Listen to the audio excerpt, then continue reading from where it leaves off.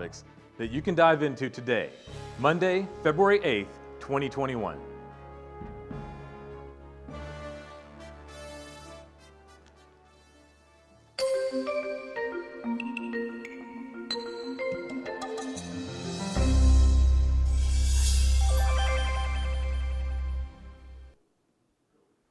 Hello, and welcome to the 187th meeting of the AAAS, the American Association for the Advancement of Science. I'm Steve Chu, Chair of the AAAS Board of Directors. Although I'm supposed to be welcoming you today to the beautiful city of Phoenix, the COVID-19 pandemic had other plans. So whatever you are, I'm happy you're joining us in this virtual setting. While this virtual format has many advantages, so does meeting in person. I'm confident that we will be together soon again, and while still embracing some of the added benefits of convening virtually. Now it's my great delight to introduce one of your MCs for this week's event, the CEO of the AAAS, Sudip Parikh. Thank you, Steve. Hello, everybody. I'm Sudip Parikh, and I have the privilege of serving as the Chief Executive Officer of AAAS. I'm going to be your host for this week of live virtual programming for the 2021 AAAS annual meeting. Now look, it goes without saying that this meeting will be very different from our past annual meetings.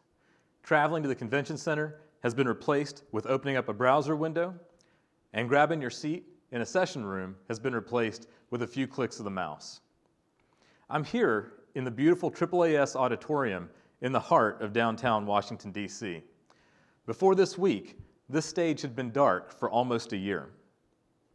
Now, even though there is visible light at the end of this very long tunnel, we all know that we need to continue to hang in there with social distancing, mask wearing, and other important precautions to stay safe. As Dr. Fauci has said, the cavalry is coming, but don't put your weapons down. So what does this mean for us here today? While we're broadcasting live, our technicians and staff are maintaining social distance and are adhering to other protocols for everyone's safety. I'm standing here between just a few more than 2 ferns and without Zach Galifianakis, which are marking my stage bubble. And I guess they're not ferns, for those of you who are plant biologists. My colleague, Olga Francois, is joining me on the opposite side of the stage, and she can't pass through this line. Our other colleague, Jessica Hubbard, is joining us from our gallery box. So to limit the number of people in the room, we are being filmed by robotic cameras. And our technicians are well spaced, and everyone is wearing PPE. The reason why we're gathering together remotely is to celebrate the scientific endeavor, its gifts, and our responsibility to use them wisely. This year's theme, Understanding Dynamic Ecosystems, gives us the collective opportunity to contemplate our many complex and interconnected networks of which we are all a part. From our bodies, to our workplaces, to our societies, to our planet and beyond. Now, about 3 weeks ago, we started releasing our scientific session presenters spotlight videos. This week, the panels are going to come together live to discuss the dynamics of how their work interconnects. Now let's talk a little bit about how you find all these great sessions here on our virtual platform. First, remember that scientific sessions are only available with the full scientific program. So if you're holding a public events passport and you want to upgrade your registration, drop us an email at meetings@AAAS.org. That's meetings@AAAS.org. And once you're on the platform homepage, you'll see these 9 tiles. Simply click on the first one, Event Schedule, and it'll take you to the schedule of sessions by date. Find the date, click the plus sign to the right, and then click on the session that you want to view. Once you're on the sessions page, click the blue Access the Session button, and voila, you're in. Voila does not roll off my tongue, so I'm sorry about that. Any questions or problems? Tweet us at AAAS Meetings, @AAAS Meetings, or email us at meetings@AAAS.org. Now, I'd like to introduce you to my colleague, Jessica Hubbard, who's going to be giving us updates on what's new on social media from our window onto the world, that is Twitter. Jessica? Thank you so much, Sudip. My name is Jessica, and while I'm typically known around here as the biggest Taylor Swift fan, this week I will be known as the social media guru here at AAAS Live. What does that mean? Well, basically think of me as the weather reporter for this program, keeping an eye on the skies that are social media. Yes, that pun was intended. There may be a few more throughout the week, so just a heads up. I'll be giving you updates throughout the week on happenings that we see around social media. So we encourage you to use hashtag AAASMTG whenever you share a post about the meeting, whether it be on Twitter, Facebook, Instagram, even LinkedIn. Those posts might even end up on this very monitor here beside me. And speaking of this monitor, I'd like to direct you to a cool game that we have this year that I'm personally pretty excited about, which is bingo. I'm particularly excited because when I was in high school, my senior prom was actually at a bingo hall. So I do feel a kind of personal connection with this game. But anyways, before I go on about that, here is the bingo card that we have, and you can download this at virtual.AAAS.org/landing. And I'd like to direct your attention to a few of these squares that I'm personally particularly excited about, including the Dr. Fauci bobblehead and the pet and video frame. Which, side note about pets, if you have any pet photos, please also share them at hashtag AAASMTG. I'm very excited to see some pet photos. So just wanted to bring that up before I forgot.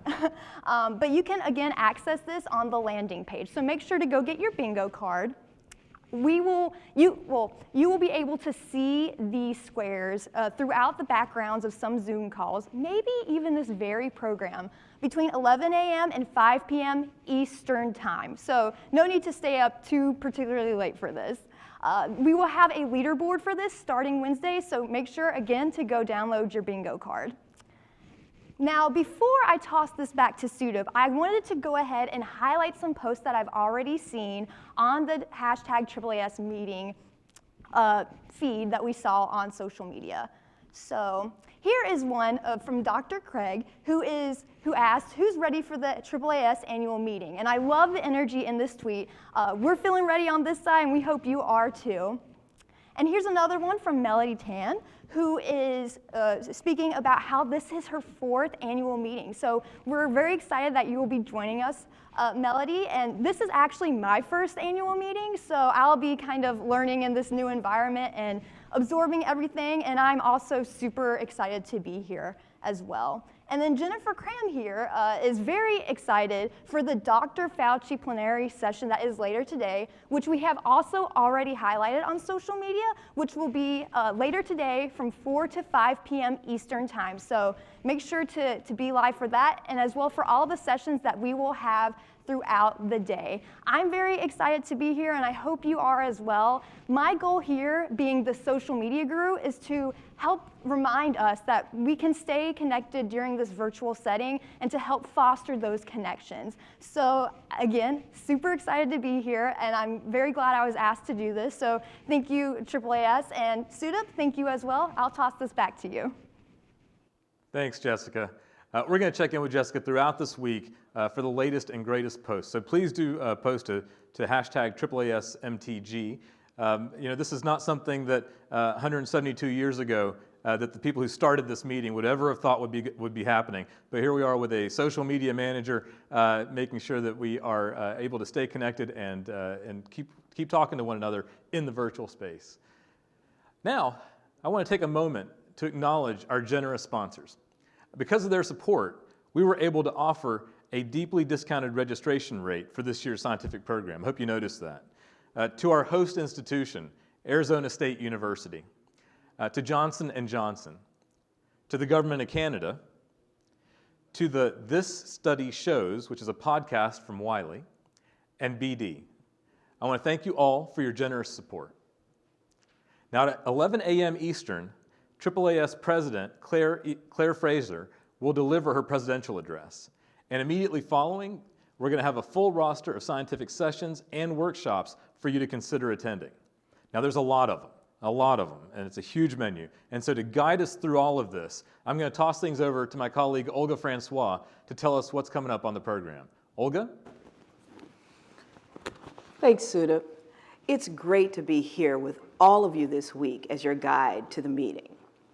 After the AAAS presidential address, for those enrolled in the scientific sessions, we have the following sessions starting at noon Eastern: Deconstructing Cancer Cells for More Effective Treatment, Indigenous Knowledge, Science, and Ethical Frameworks for Collaboration, Killer Smile, the link between the oral microbiome and systemic diseases. Did you know that the oral cavity is home to one of the most well-studied microbial ecosystems in the human body? These sessions explore how a microbial imbalance has been linked to the conditions like rheumatoid arthritis, Alzheimer's, and diabetes. Next, mapping and modeling microbiomes, phosphorus and climate change, a vicious circle, sustaining a passion for sustainable materials, from molecules to manufacturing. The world uses over 600 billion pounds of new plastics each year. We know that disposal of these materials, many of them designed for single use, has dire environmental consequences. With recycling rates so low, material scientists, engineers, and industrial partners must nurture and sustain a passion for sustainability and proactively integrate green chemistry and engineering across the continuum of materials innovation. This session will talk about these principles with topics ranging from life cycle analysis, material flow analysis, societal acceptance, and effective integration of sustainability into local economies.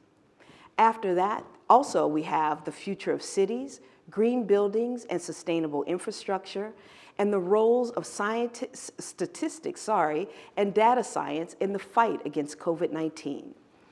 Also, the socially distant mingle is open each day through Thursday from 10 a.m. to 4:30 p.m. Eastern. There are several lounges in the mingle, including Sci-Tech of Color, LGBTQ+, Women in STEM, Early Career, SciComm, SciPol, Future Possibilities, Freestyle. I look forward to figuring out what that one is, and the scheduled speaker chat lounges. For all registrants, we also have these workshops starting at noon Eastern. In the career development track, Mind the Gap, bridging the expectation gap between researchers and employers, the International Doctoral Networks and Researchers' Mobility for Excellent Research, and Design Principles 101, top figure-making tips to boost science communication. In the advocacy track, legislators in lab coats, how to run for office and change the world. And in the culture, equity, and inclusion track, navigating the trainee-mentor relationship as a trainee with a disability. Also, we have an exchange event open to all registrants, brought to you by Arizona State University. Going Interplanetary, a conversation about the future of humans in space. Okay, enough of that. You can also watch the replay of a session from last fall's AAAS Forum on Science and Technology Policy entitled The Coronavirus and the Performance of Our Health Innovation System. Now, I know that was a long menu, but that was just the appetizers for the next 4 days. Back to you, Sudha. Thanks, Olga. Looking forward to having you being our guide for this and being able to have it be digestible. Thank you so much for that. Now, I'd like to introduce the co-chairs of this year's meeting. The first is Seema Kumar of Johnson & Johnson. For years, Seema has led Johnson & Johnson's support of the AAAS annual meeting, and we are absolutely thrilled that she has agreed to be a co-chair for our first ever fully virtual meeting. Seema, over to you. Hello, everyone. I'm so thrilled to join you, albeit virtually, to kick off the 2021 AAAS annual meeting and 3 days of discussion around this year's highly relevant theme, Understanding Dynamic Ecosystems. I want to thank AAAS for inviting me to serve as your co-chair and to extend special congratulations and thanks to Sudeep Pari, who has been leading AAAS as CEO in what was one of the most transformational years in the history of science and society. COVID-19 presented scientists and leaders around the globe with one of the greatest challenges the world has faced in modern history. It has brought to the fore how critically important science, research and development, and global health security are to the economic stability and growth, and to the health and lives of people everywhere. It has shown us that basic science and translational science are of equal and immeasurable value to prevention, diagnosis, treatment, and cure, and that the private sector is a critically important partner in translating science to deliver solutions to our most pressing challenges. Earlier this year, the CEOs of 9 companies made a vaccine pledge to work toward the rapid development of COVID vaccines and upholding the integrity of the scientific process. The rapid progress since then has given us positive clinical results in very large-scale studies for vaccine candidates, including ours at Johnson & Johnson, each with its own unique profile and benefits. It's an outstanding example of the significant progress that can be made when the private sector has a voice and when we prioritize strong collaboration between private sector, government, and academia, and those ecosystems come together to create solutions for society. It has given us and the world a reason to believe that we, as a global and integrated scientific community, can get things done at lightning speed and at grand scale, and in a way that has profound impact on people's lives. COVID-19 has also surfaced long-standing inequities that threaten the health of communities of color across the United States. And it has made addressing racial and social justice one of the most urgent and pressing issues in public health. People of color were hospitalized with COVID nearly 4 times more often and nearly 3 times higher among Black and Latinx communities. To solve this, the scientific community across all disciplines must urgently prioritize reducing inequities and systemic racism.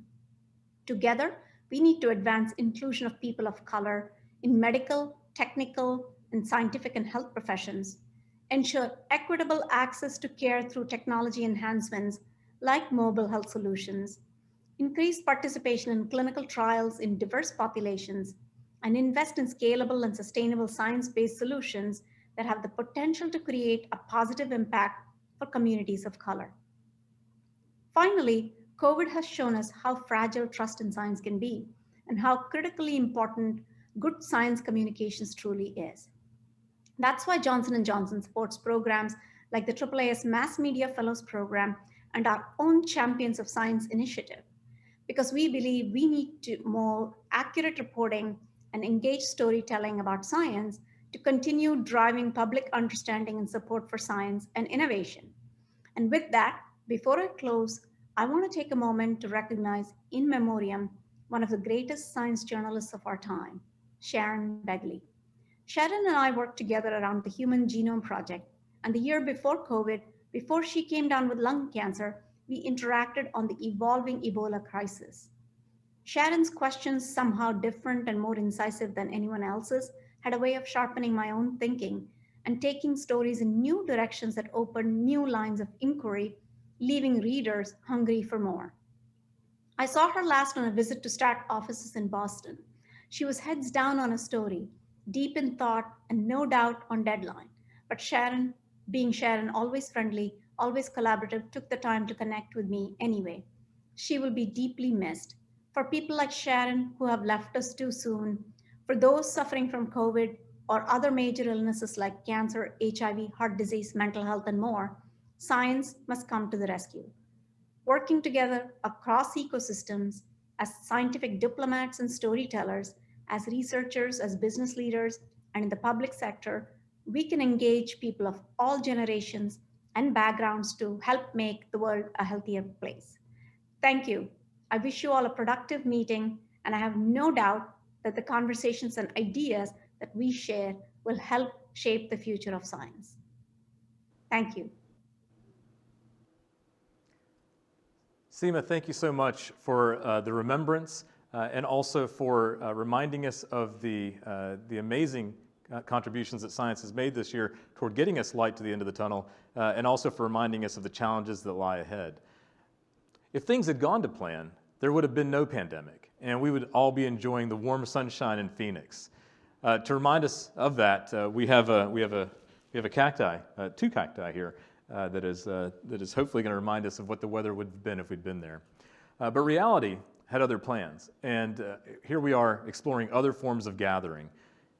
Still, we are absolutely excited that Dr. Michael Crow, the president of Arizona State University, agreed to be a co-chair of this year's meeting, and that ASU remains our host institution and sponsor of the AAAS presidential address. Take it away, Michael.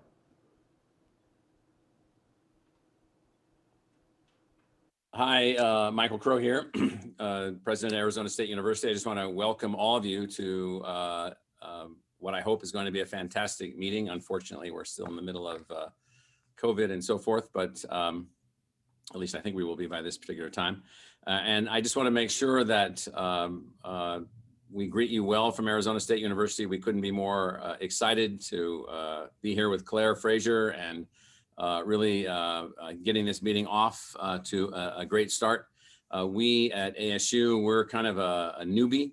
We were long ago an evolving teachers college that grew into a regional university that became one of hundreds and hundreds of public universities attempting to advance our agenda of teaching excellence and the beginning of research discovery. And along the way, we found ourselves in a world where it seemed like it was not possible to grow and greatly diversify and scale the university, and then at the same time scale our research activities. And so we came up with a new idea for what we call the New American University, which is highly egalitarian access matched with unbelievable academic excellence, and then bringing all these things together and then opening up the university for full consumption by the broadest demographics of society possible.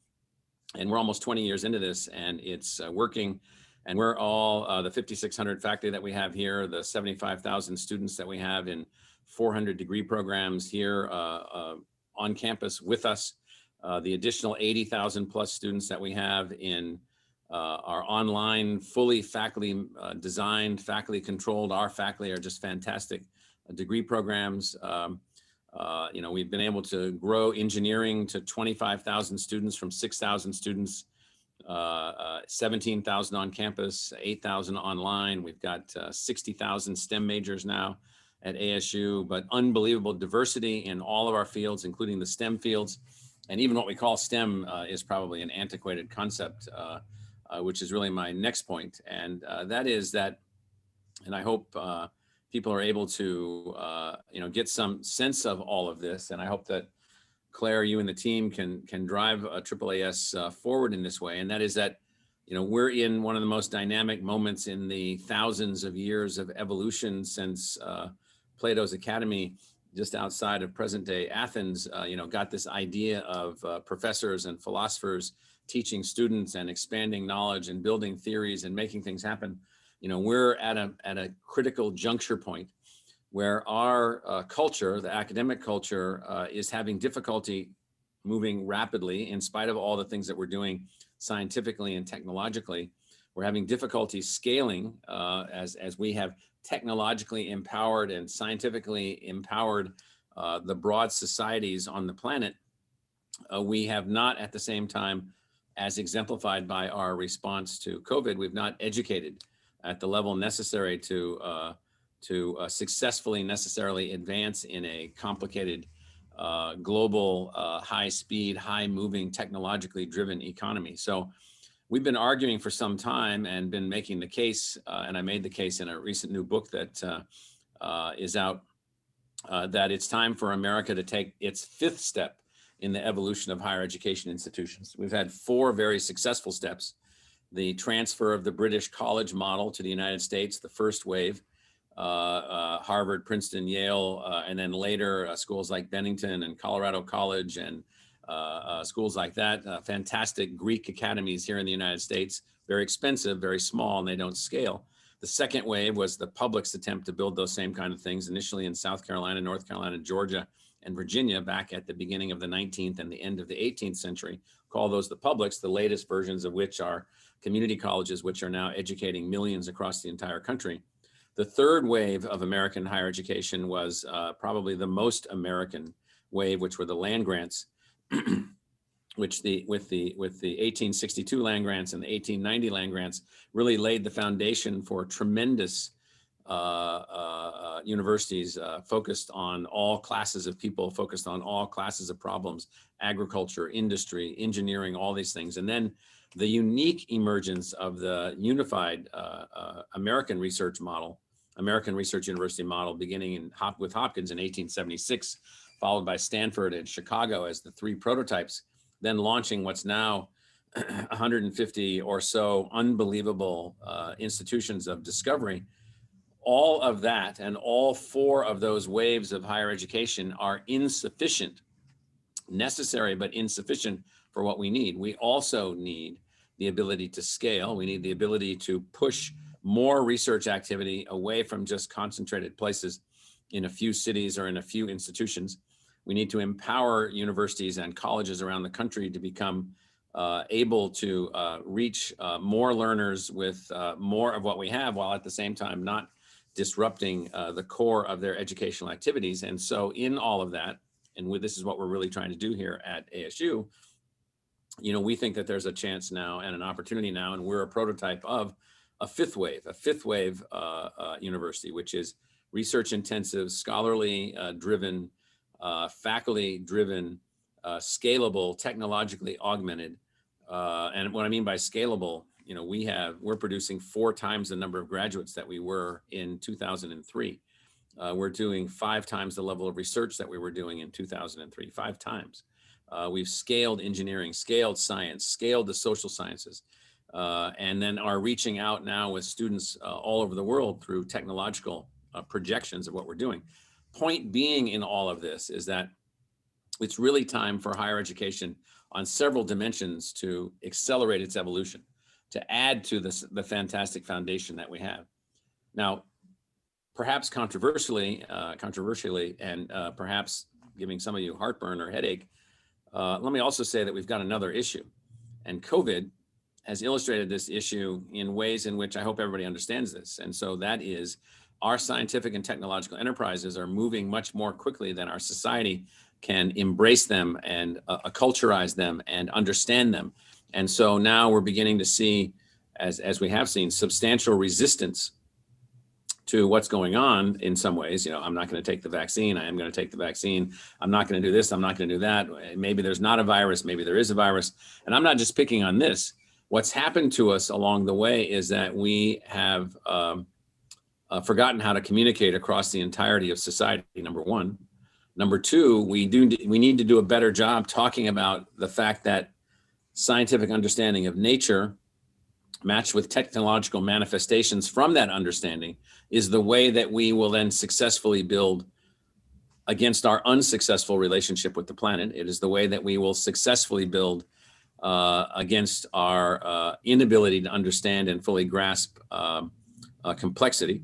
It's the way that we will successfully build opportunity for everyone, not opportunity only for those that happen to have an engineering degree, or only opportunity for those that happen to be able to go to college, or only opportunity for those that happen to be able to participate in the modern economy. We have to have a total modern economy, a totally educated society, a totally high-speed driven, complexity-oriented place. And we universities haven't done and aren't doing what's fully needed to make all those things happen. And so at this institution, as an example, we've eliminated 85 traditional department schools or colleges. We've built dozens of inter and transdisciplinary schools, not because we think everyone should do this, but we think some people should do this. We have a new College of Global Futures that's a part of our Global Futures Lab that's focused in the same way that a national lab like Lawrence Berkeley Lab or Lawrence Livermore Lab or Los Alamos Lab is focused on basic science related to national security. We've got something now focused on basic science and solutions related to sustainability, related to planetary management, planetary systems. And in doing all of that, the traditional structure of academic disciplines is somewhere between completely inadequate, totally inadequate, and actually negative. And so we built a new College of Global Futures as an example, with a School of Sustainability in it, with thousands of students, including our minors, with a School for the Future of Innovation and Society in it. That's a transdisciplinary creative enterprise thinking about the future of innovations and what we want as outcomes.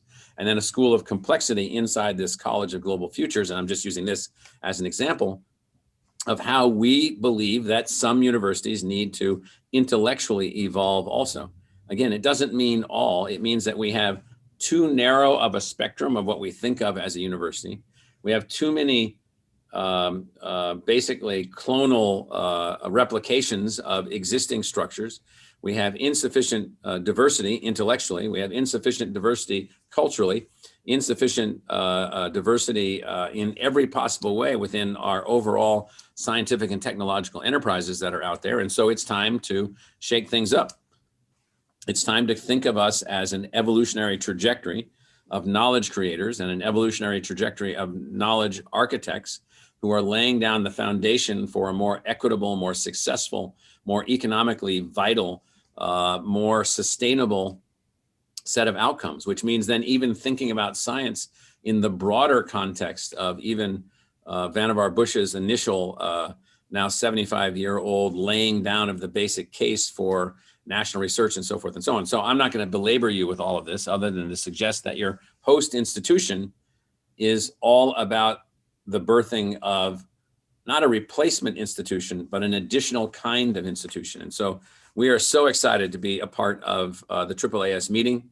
We're operating fully. We've operated every day during COVID. We've got 150,000 students with us this year, half on campus, half online, hundreds of thousands of other learners, thousands of faculty members, tens of thousands of staff members. And what's happened is that the genius of our faculty in the social sciences, the behavioral sciences, the biological sciences, the physical sciences, engineering, they've enabled us to find a way to be able to continue to move forward during COVID. So let me thank Claire and the team from AAAS for helping to put the meeting together. Sorry that we can't be together. Sorry that we can't tell you more about what's going on at ASU. Sorry that we just have a few minutes to talk here. If any of you want to know more about what's going on here, or you're interested in any things that we're doing, just write me, michael.crow@asu.edu.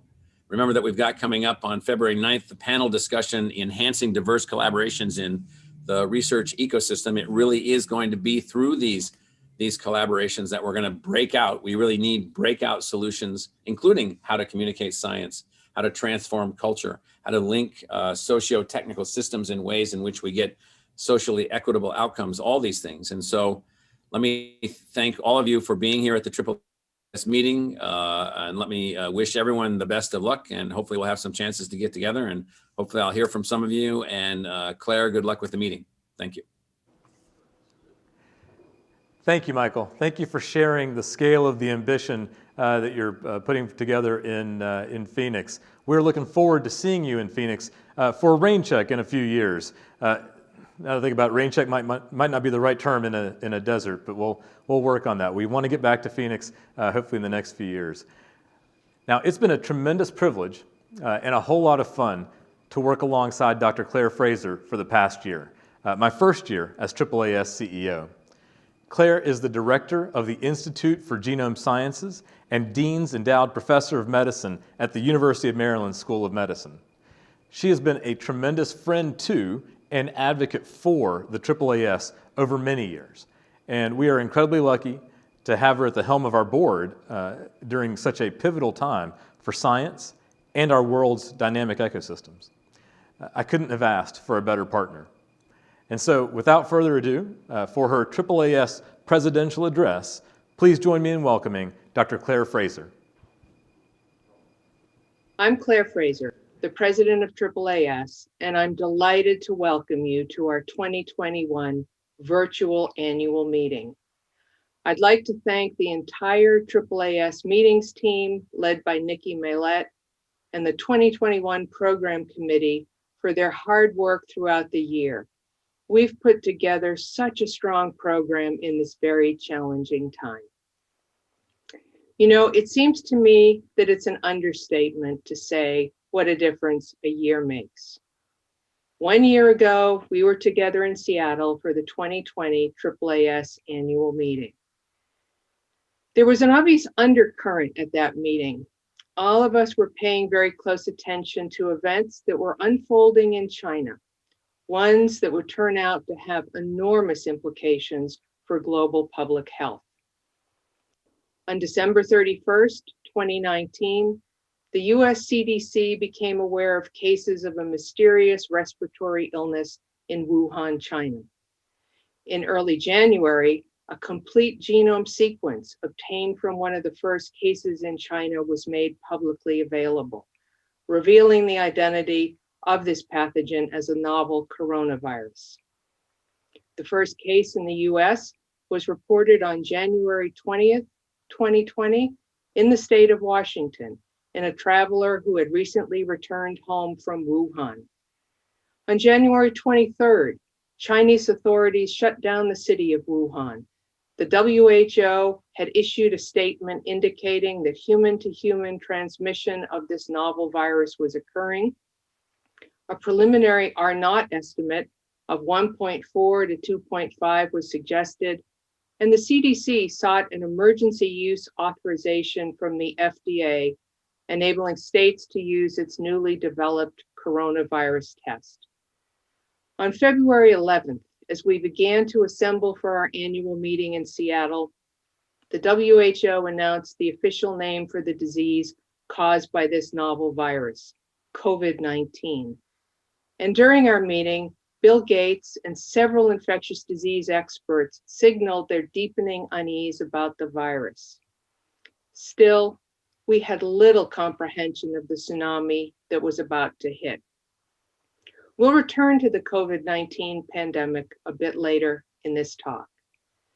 The theme of this year's annual meeting is understanding dynamic ecosystems. I chose this theme pre-COVID to focus on the complex networks that we study and those in which we live and work. To me, one of the most fascinating attributes of ecosystems is that of emergent properties, a term that's been used in science, systems theory, philosophy, urban studies, and even art. When we talk about emergent properties, we refer to those properties that are entirely unexpected based on our understanding of the individual components of any given ecosystem, the properties that arise from the collaborative functions across scales. Perhaps one of the best examples that we're all familiar with is the human brain, the idea that consciousness cannot be explained by the workings of single neurons, but instead requires the complex interconnections among all of them.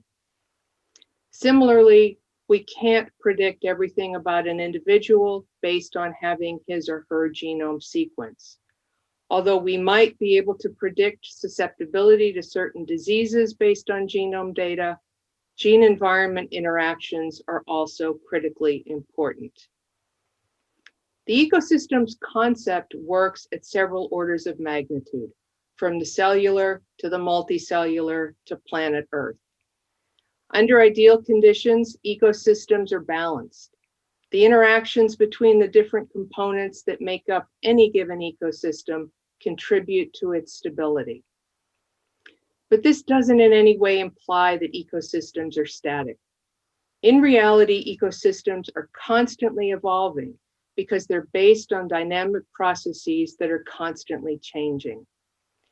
Ecosystems also evolve due to external or unforeseen events, whether they be natural or anthropogenic. Healthy ecosystems are also resilient. They're able to continue functioning and recover from a disturbance. But all ecosystems have a point of no return. And when they crash, there's usually no going back. I've actually been fascinated by the notion of ecosystems since I was very young. As a 5-year-old budding scientist, more than anything, I wanted my own colony of sea monkeys. Many of you are too young to even know what I'm referring to. Sea monkeys, Artemia selena, were offered for sale on the back of every comic book available in the 1960s. Artemia are cryptobiotic brine shrimp that survive desiccation, but they become metabolically active under favorable environmental conditions. I was enthralled with the idea of starting my own colony, an ecosystem in a fishbowl, where I could watch the sea monkeys raise families, build cities, engage in commerce, and where I could train them to perform tricks. Needless to say, after trying multiple times without success to revive my desiccated sea monkeys, I learned an important lesson about the need to move forward when experiments fail. My own research has evolved over the past 25 years to embrace, really to require, an ecosystem's perspective. In 1995, my colleagues and I were the first to apply the tools of the genomics revolution to sequence the first complete genome of a free-living organism, Haemophilus influenzae. This bacterium is a human pathogen causing otitis media and more disseminated infections, primarily in children. This bacterium also has a very special place in the history of the field of molecular biology. It was from H. influenzae that Dr. Hamilton Smith from Johns Hopkins University isolated the first restriction endonucleases, an accomplishment for which he was awarded a Nobel Prize in 1978. One of the biggest surprises in the first complete genome sequence from Haemophilus was the relatively large number of the approximately 1,800 predicted open reading frames that encoded hypothetical proteins whose function was unknown. This quickly became a recurring theme as more bacterial and single-celled eukaryotic genome sequences were completed. And when the near complete draft of the human genome sequence was completed in the early 2000s, it was immediately evident that the notion of one gene, one protein, one function was going to have to be revisited. We were confronted with the challenge of deciphering the complexity of human biology with only 20,000 or so genes, not even twice the number of protein coding genes found in the fruit fly Drosophila, and many times fewer genes than found in more complex polyploid plants. I focused a good part of my research over the past 2 decades on bacteria that cause disease in humans and animals. With a rather reductionist perspective, we early on assumed that comparative genomics would readily reveal what makes one strain of an infectious agent highly virulent and another one relatively harmless. While that approach worked in some instances, we came up short in terms of answers in other cases. What was missing in this framework was the fact that microbes cannot cause disease without a host.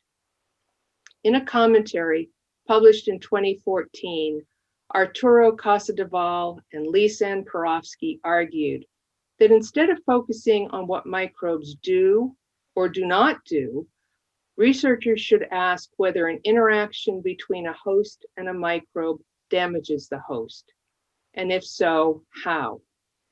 In other words, a pathogen is only a pathogen in the right context, if it leads to disease in a permissive host. But even this framework is not enough.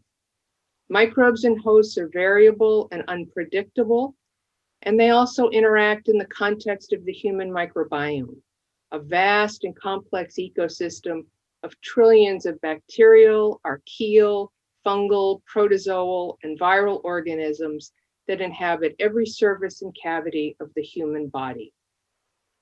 It's estimated that the total number of genes contributed by our microbial partners surpasses the genes in the human genome by 2 orders of magnitude. Our microbiomes are with us from birth until death.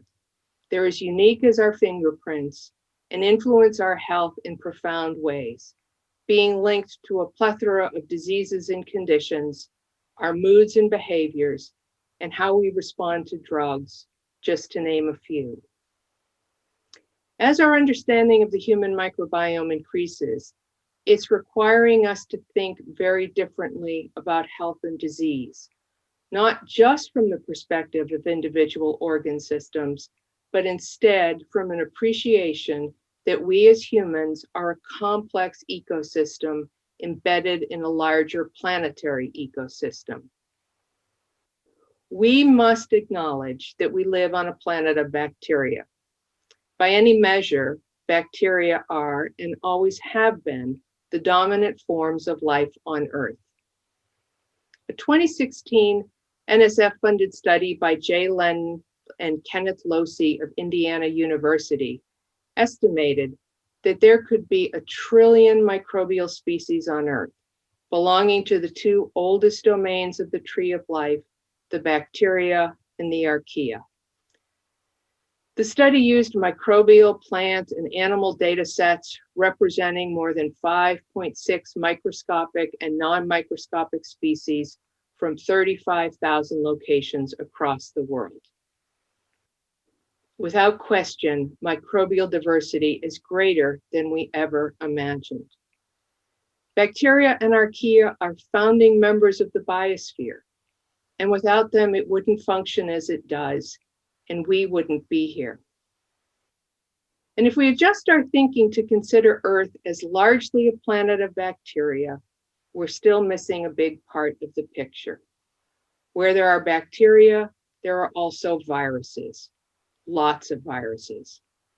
Hendricks and colleagues estimated that there are 10 nonillion, that's 10 to the 31st power of viruses on Earth, enough to assign one to every star in the universe 100 million times over. Viruses are everywhere, in seawater, in the soil, in the air that we breathe. They hijack organisms from every branch of the tree of life. Most of the time, we manage to live in this virus-filled world relatively free of illness, because viruses are extremely particular about the cells that they infect. Only a tiny fraction of the viruses that surround us pose any threat to humans.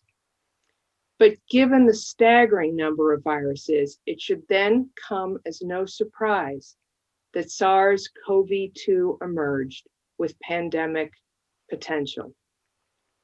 To many who study viral diversity and evolution, it was just a matter of time.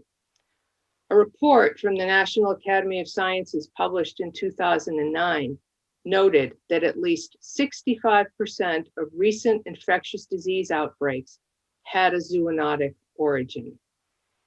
In the past 25 years, we've had to confront almost 60 emerging or re-emerging infectious diseases, and a majority of these have zoonotic links.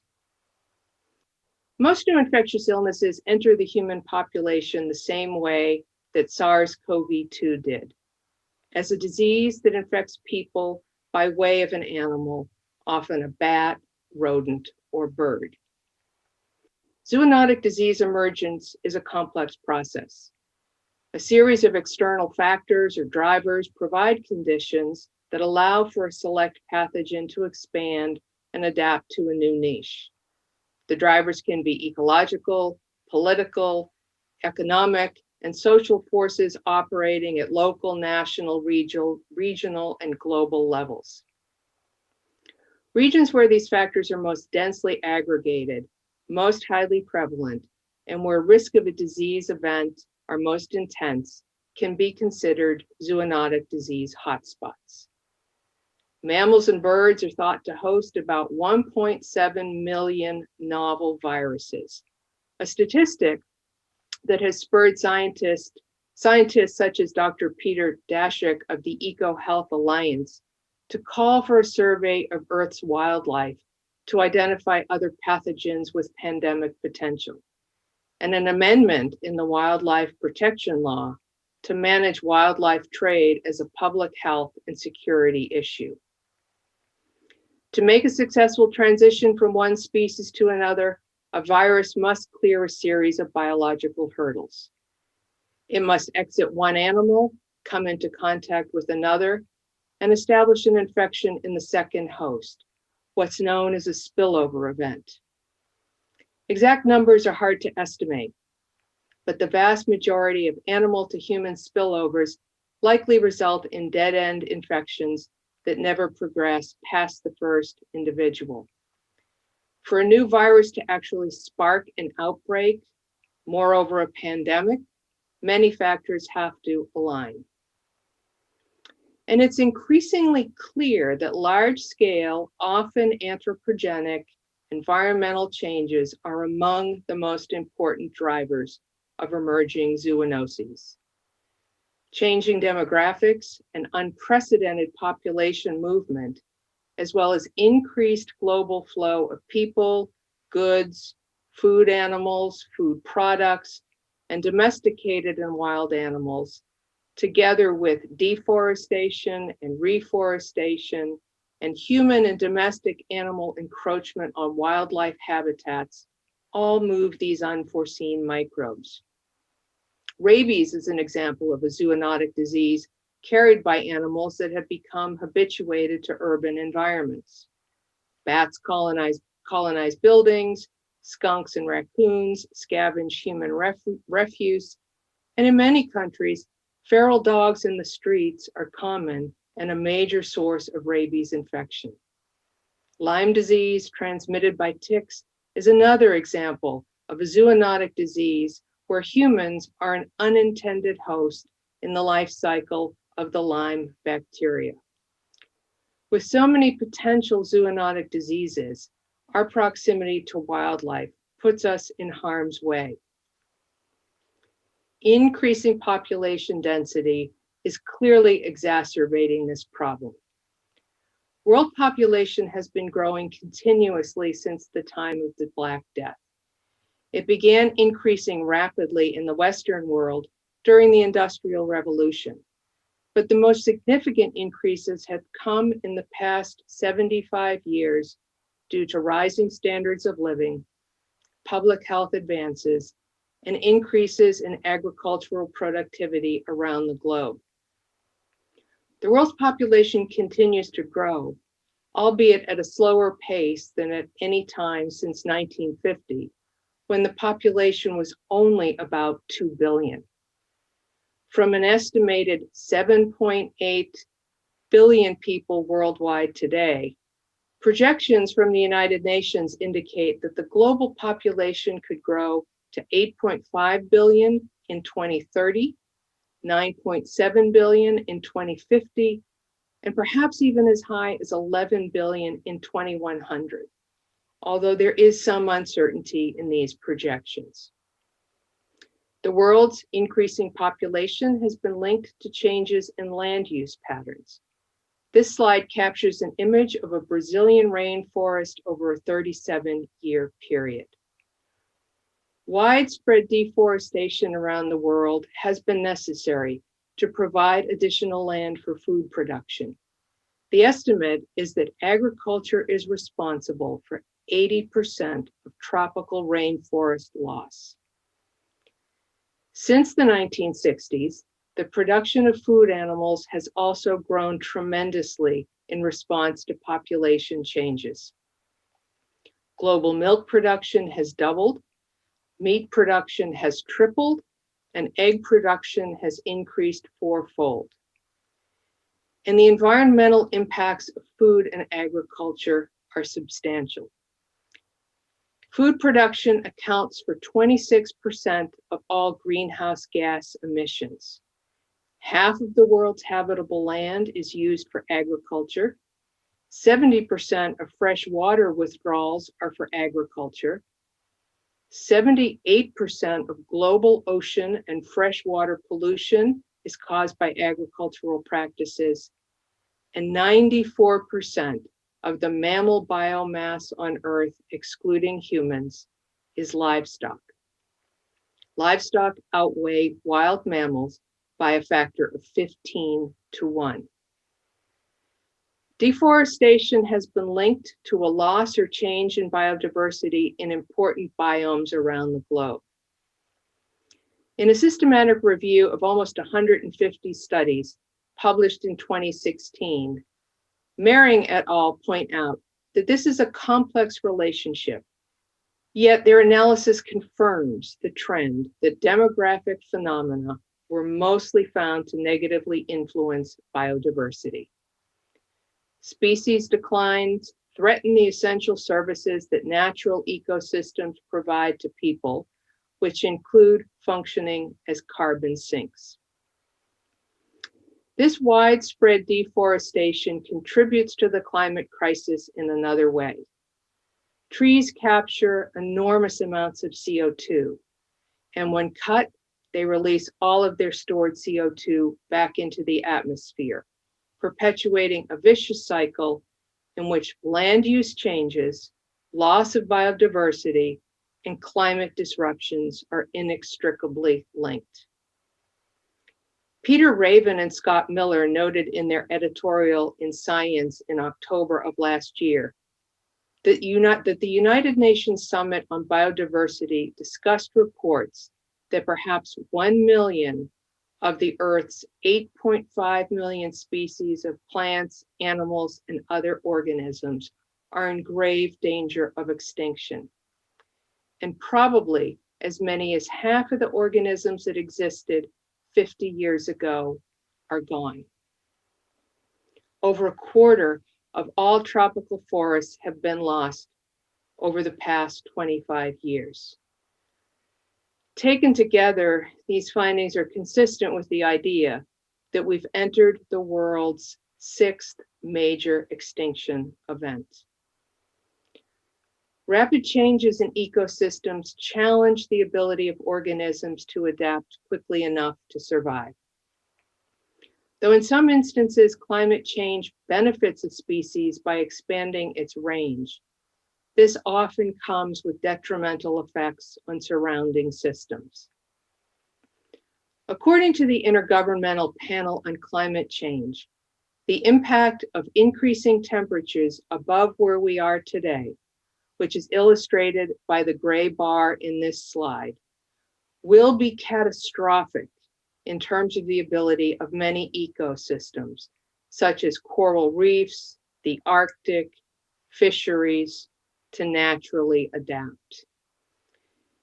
And the impact on human systems, heat-related morbidity and mortality, tourism, and the ability to achieve sustainable development goals will also be significantly affected.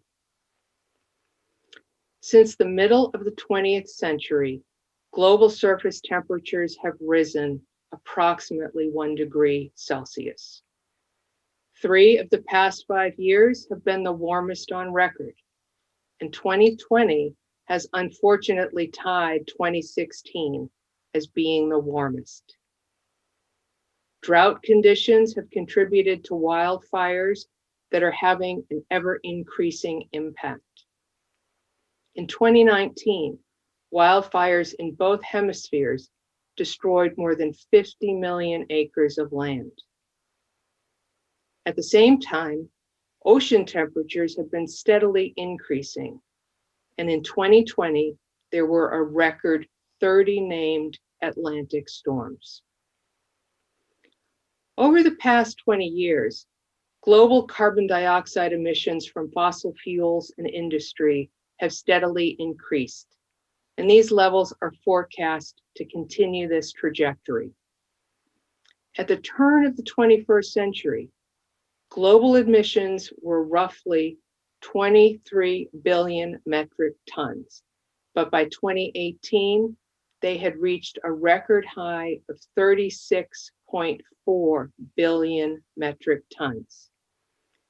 A first small observable deviation in this trend was in 2019, which was due to the economic downturn of the global recession, and a reduction in CO2 emissions of approximately 300 million metric tons. The emission reductions as a result of the COVID-19 shutdown represent an even larger effect, an unprecedented 1.6 billion metric tons of CO2 worldwide. And yet, while this seems like very encouraging news, the reduction in CO2 emissions seen during the past year amounted to only 5% of the total global output in greenhouse gases. And we've already seen a reversal in these numbers as human activities have resumed. This means that changes in our individual behaviors to reduce our carbon footprint, while important, will never be anywhere near sufficient to bring about the transformative changes that are required to tackle the climate crisis, without an immediate future focus on more holistic green policies that involve industry. Peter Neff, a climate scientist at the University of Minnesota, has said that to have a good chance of limiting global warming to the Paris Agreement target of 1.5 degrees Celsius by 2050, we essentially need a reduction in carbon emissions similar to that caused by the initial pandemic response every single year for the next decade and beyond. Clearly, that's not achievable. So what does all of this mean as we go forward? Why am I even talking about climate change when we're still overwhelmed with the ever-evolving COVID pandemic? The appearance of mutant strains of the virus that appear to be more transmissible, and the enormous public health challenge of trying to vaccinate the world's population so that life can return to normal. I think for me, it's because history has shown us that disasters can often be the time of biggest change. And as Winston Churchill said when he was working to form the United Nations at the end of World War II, never let a good crisis go to waste. Like the COVID-19 pandemic, the climate crisis is a global problem that's going to require a concerted global effort to address. And to be clear, this will be much more difficult because there will be no way for countries or regions to protect themselves through local mitigation efforts. But I hope that a first lesson we have learned from the past year is that when necessary, we can in fact mobilize on a global scale to get things done. That said, we clearly saw that countries' responses to the pandemic varied considerably and ranged from swift, decisive, and forward-thinking to delayed, contradictory, and reactionary. And the outcomes were very different depending on the response. Countries that acted early and aggressively to close their borders, impose lockdowns, implement widespread testing and contact tracing, think Japan, South Korea, Australia, and New Zealand, they fared far better in terms of the number of cases than most of the rest of the world. Many countries that had no prior experience with viral outbreaks acted only after there was evidence of local virus transmission and deaths, which was often too late to get ahead of the problem. In the case of COVID-19, acting early often made the difference between a prolonged full-scale lockdown and less dramatic measures. In the US, Pei et al. Estimated that starting social distancing 1 week earlier, on March 8th, could have prevented 600,000 cases and 32,000 deaths nationwide in the 2-month period from March to May. Had control measures been implemented 2 weeks earlier, an even more significant effect would have been achieved. A reduction of 1 million cases and 59,000 deaths in the US. These simulations are compelling with regard to the potential power of public health measures to flatten the curve. But I think it's clear that when it comes to climate change, we're operating on a very different timescale. Nonetheless, as with COVID-19, delays in responding will be very costly. Leading economists such as Lawrence Goulder of Stanford have argued that earlier action with regard to climate change might reduce mitigation costs significantly. But the reality is that the temporary economic shutdowns prompted by the COVID-19 pandemic are very different than the permanent transformations that will be required to move away from a fossil fuel-based economy to achieve a net zero emissions target. We must strategize now on the hard work to get all citizens on board with the changes that must be put in place to address the climate crisis. Part of this equation is understanding that the response to any perceived threat is in large part based on whether or not that threat is viewed as imminent. We've certainly seen this play out with COVID. In the field of psychology, availability is the ease with which a particular idea can be brought to mind. When people estimate how likely or how frequent an event is on the basis of its availability, they're using the availability heuristic, a term coined by Tversky and Kahneman in the 1970s. When an infrequent event can be brought easily and vividly to mind, this heuristic overestimates its likelihood. In other words, dramatic events that are highly publicized are more easily recalled. Therefore, they have a higher availability. On the other hand, common but mundane events are hard to bring to mind, so their likelihoods tend to be underestimated. This heuristic is one of the reasons why people are more easily swayed by a single vivid story than by a large body of statistical evidence.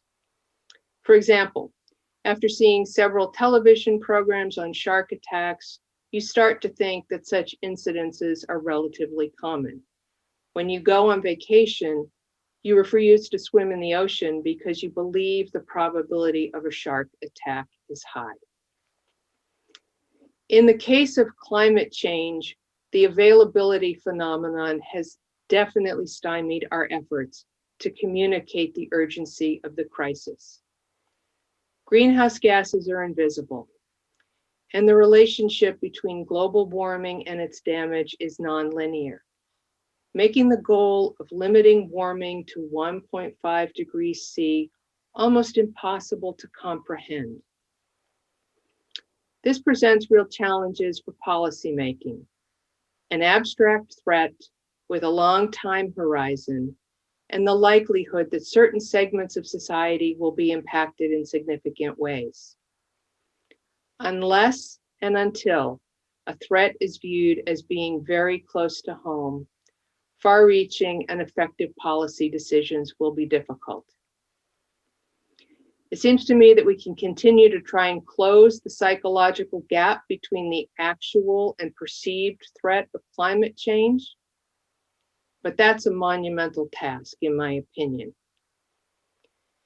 Instead, we can strategize on how to make new climate policies more appealing to the public, focusing not on specifics of emissions reductions, but instead focusing on the economic, social, and health benefits of new climate policies. And this is where each of us must play a more active role in engaging with the public in meaningful ways, getting out into our respective communities to work with civic leaders and local and state policymakers to address a range of issues that they deem to be relevant to them. As Dr. Holden Thorpe said in an editorial in Science last year, persuasive words are not enough. We as scientists have been losing the battle against a growing anti-science movement in this country for too long. Since 2004, the AAAS Center for Public Engagement with Science and Technology has worked to provide scientists with communication resources and to facilitate dialogue between scientists and the public about the benefits, limits, and implications of science. but we need to redouble our efforts in this regard if we expect to make the progress that we need. In addition, I think that one of the most important lessons from the COVID pandemic is that it has disproportionately burdened the poor, from individuals that carry out essential service jobs and were not able to work from home, to those with inadequate access to health care, to low-income countries with inadequate public health infrastructure. The economic consequences of lockdowns around the world were felt far more acutely by these disadvantaged groups, all the while as debates ensued on how to balance virus containment with economic recovery. Regarding climate change mitigation, it's certain that disadvantaged segments of society will be disproportionately affected, both in terms of the environmental impacts of increasing temperatures and from the loss of jobs in the fossil fuel industry. This inequality must be recognized as part of the big picture now. And whatever our climate policies look like, this reality has to be taken into account as part of any final solution. As the COVID pandemic painfully demonstrated, we live in an interconnected world. On the plus side, we did ultimately benefit from international collaboration on sharing data and knowledge, even if some of the early international responses were limited. We must move away from denial and isolationism, and we must aspire to full international global cooperation. As we learned from COVID-19, accelerated and well-organized collaboration in global crises is essential. But countries must be aligned on their fundamental goals. Climate change poses an existential threat to our natural world and the fabric of society. And we must remember that this is not an us versus them situation. We must showcase successful bipartisan action whenever possible to reduce polarization. And we must continually work to address the systemic racism that exists in the sciences.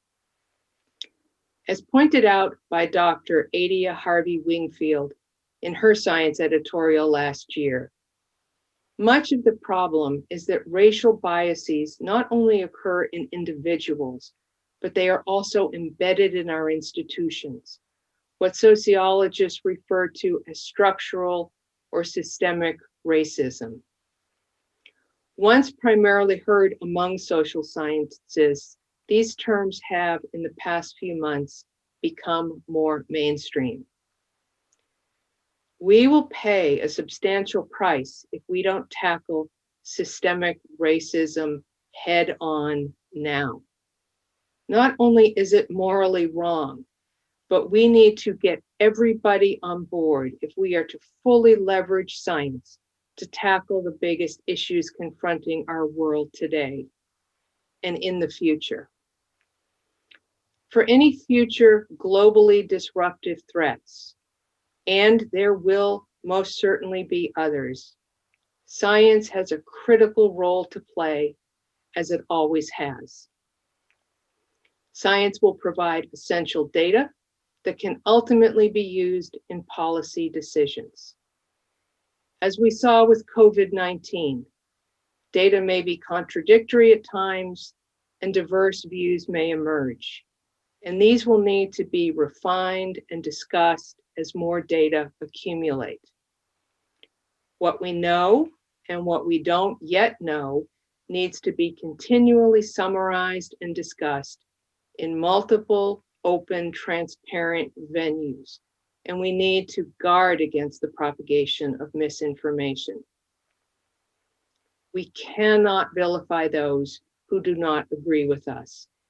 Instead, we benefit by listening with open minds. Scientists, policymakers, and the public should all be at the table in such times of crisis. but we shouldn't wait for the next crisis to respond. We've seen many examples of the federal government jumping into action to quickly provide new funding when a novel threat appears. And we've seen the scientific community step up and contribute their time and expertise when needed to solve big challenges. Nowhere was this more evident than in the past year. Thousands of scientists in academia, industry, and government put their research on hold and repurposed their labs to work on solving the COVID-19 crisis. The fact that novel vaccines were developed, tested, approved, and administered in less than 1 year from the identification of SARS-CoV-2 is a testament to the transformative power of science to serve society. But work on these new vaccine platforms had been underway for more than 2 decades. Breakthroughs take time, and we need to do more. We need to fully embrace a science of preparedness now so that we're better ready to respond to any future threat. I'd like to wrap up with some words from David Attenborough from his 2020 documentary entitled A Life on Our Planet. He said, "There are many differences between humans and the rest of the species on Earth. But one that has been expressed is that we alone are able to imagine the future. Our future doesn't have to be all doom and gloom. There's a chance for us to make amends, to complete our journey of development, manage our impact, and once again become a species in balance with nature. All we need is the will to do so. We have the opportunity to create the perfect home for ourselves and restore the rich, healthy, and wonderful world that we inherited.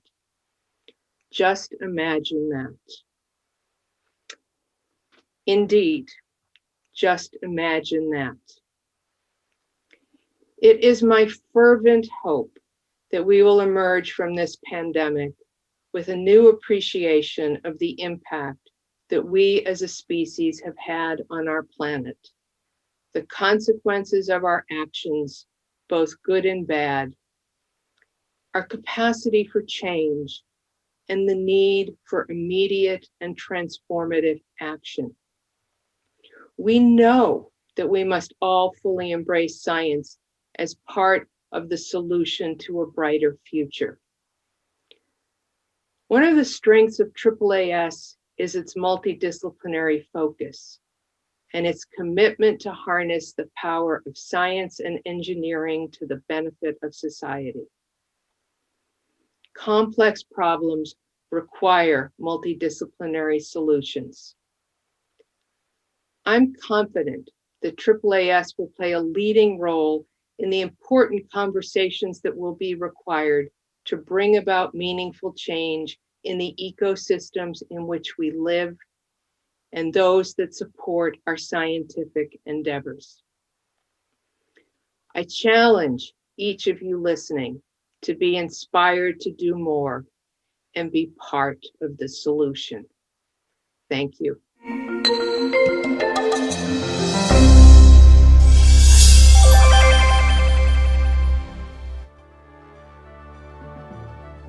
Thank you so much, Claire.